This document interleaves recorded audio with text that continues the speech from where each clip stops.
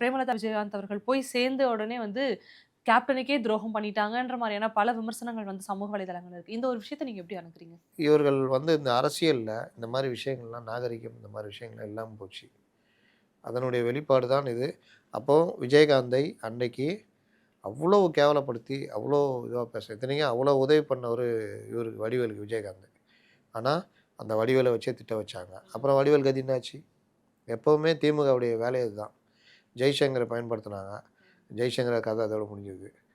இந்த வாகை சந்திரசேகர பயன்படுத்தினாங்க. அதோட முடிஞ்சது. இது மாரி எல்லாரையும் அவங்க பயன்படுத்தி தூக்கி போட்டுருவாங்க. அவங்க மட்டும் நல்லா இருப்பாங்க. இதுதான் கதை. இப்ப கூட யாரோ ஒருத்தர் மாட்டுனாரே, சிவகார்த்திகேயன் மாட்டுனாரு. என்ன ஆகப் போறாருன்னு தெரியல. தப்பிச்சுக்கிட்டா நல்லது அவருக்கு. இந்த மாரி ஒவ்வொருத்தரும் 2025 ஆண்டினுடைய இறுதியிலிருந்தே பிரேமலதா அவர்கள் வந்து ஒரு மிகப்பெரிய சஸ்பென்ஸ் காத்திருக்கு அப்படின்ற மாரி சொல்லியிருந்தாங்க.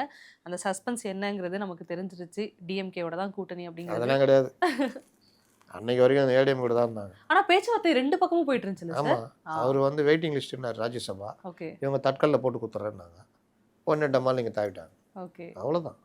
கொள்கையாவது, இதாவது.